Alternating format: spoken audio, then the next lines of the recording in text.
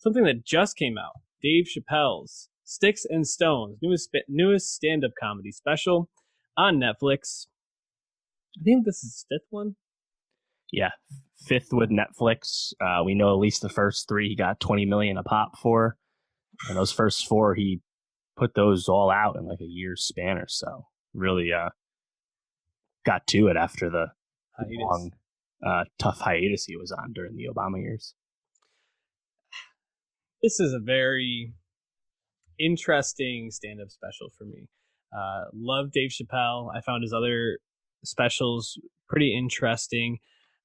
This felt way more inflammatory and in your face than the other ones, to me at least. And I was kind of left feeling like almost like Dave Chappelle went more for shock value than he did for humor on this. And I'm not quite sure what to make of that quite yet.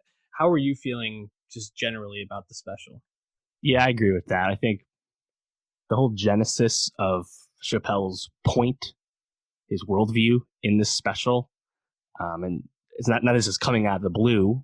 He references past things he said on these recent Netflix specials, but it really kind of crystallizes here where Dave Chappelle just clearly does not like the landscape comedy is in 2019. He's certainly not alone with that in terms of being called out for things you say in the comedy sphere that are not PC, right? And he basically is going right at cancel culture, as it were. And a lot of people are coming to his defense that have watched the special and being like, if you don't want to hear these kind of jokes, don't watch the special, which is fine. I think that is right. But we're also forgetting that you should only be saying these fucked up jokes if they're good jokes, if they're funny, right? Like Anthony Jeselnik. He knows his brand. He's really good at this. No one gives him shit because he tells really funny, elaborate jokes that happen to be super fucked up and goes after everyone, right? But it works. And his last special was very well received for that earlier this year. But if you're not saying funny things and you're just pissing people off, you can't just say, oh, well, it's comedy, because if it's bad comedy, then like you're saying, it's just kind of being a shock jock for what's the purpose, right? And I think Deezus and Mero have talked about this, where you gotta pick your spots with this. And I think the key is that you have to be funny. And he's funny in this special, but he's not always funny. And when you're walking that fine line, it's just going to be hit or miss with people. And I think Dave just doesn't like hearing that. Yeah, I think that's a pretty sound analysis of it. There were some bits that hit, like you said. I thought him, especially talking about R. Kelly, and coming right after the Michael Jackson stuff, which I found very tough to listen to. I didn't. The big joke for that was, well, you gotta teach these 12-year-olds there's no free trip to Hawaii, and it's like, oh wow, that's dark. Macaulay Culkin, right? On Still Pure, apparently. Right. Okay. Tough stuff there. But then I did feel like he bounced back with R. Kelly stuff, and especially talking about the lady who wanted him to be in the documentary and using him as like, it's too salacious. Dave Chappelle didn't even want to be in. He's like, I didn't even know who she was. Like, I felt like that was decent, but it was very up and down. The alphabet people I found to be insightful in some respects, because he shows some knowledge of the inter LGBTQ community politics and foods, but about the car specifically, right? But I found reducing them to the alphabet people to be quite reductionist, and I think really the thing that comes through on this is Dave really seems to not necessarily show an understanding of power dynamics at all times throughout this. I think I think specifically talking about transgender people, he seems to really not understand the experiences and the difficulties that they go through. Especially when he started doing the face, like if I was an Asian person, if I felt like I was an Asian person in my body, I felt like that was just like, I really literally almost turned it off at that point. So he also had a classic, he said this more than once, I have gay friends, or I have friends with all the letters, and it's like, you know, like Yep. we've heard that used uh, to horrific effect when it's, well, I have black friends. Let me say Mm-hmm. something racist now, you know? Right. And again, like it's all presented in the sphere of comedy. And it's not that Dave is doing anything that different from what he used to do, but the fastball is just not what it was. Mm-hmm. And if the jokes are sloppy, especially in today's climate, you're just going to catch some flack for it. And like I said, if the jokes are tighter, it's not a big deal. Mm-hmm. But that's just something he has to reckon with. And, you know, you kind of wish that his observational humor would be not so focused on how people react to him. Because again, he's not making jokes for these people. So why are you basing your whole routine on the expected reaction for these people, right? Mm-hmm. Yeah. It's just kind of weird. I did like his Jussie Smollett jokes though. Jussie Smollett. I thought that was a really funny introduction to Mm-hmm. that whole thing, and then having the cops ask where Kanye was at the time. That was a good callback.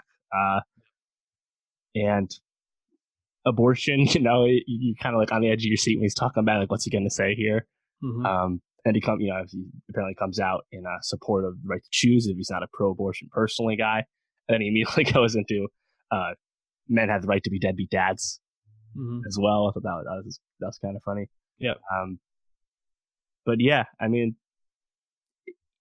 did you feel like you got a lot of like the black perspective that you expect from Dave Chappelle? I didn't so much. I mean, apart from shooting up schools is a white man's game, it didn't feel like he brought a whole lot of like what's unique to Dave in this one. It just felt really scattershot. Yeah. I don't feel like we got much perspective from Dave beyond he like you said, he obviously doesn't feel very content with where comedy's at or PC culture is at. And I think for someone who's so thoughtful, you think about what the Chappelle show was and why it succeeded. It was the type of humor where it was like shocking at first, but then you were like, wow, that was actually a really good point, or that is something that it embodies an issue that's going on, or something that people from different cultures do. And it was so smart and so well thought out. And this just feels a bit like that old person who doesn't really want to move forward and just kind of wants things to stay the same.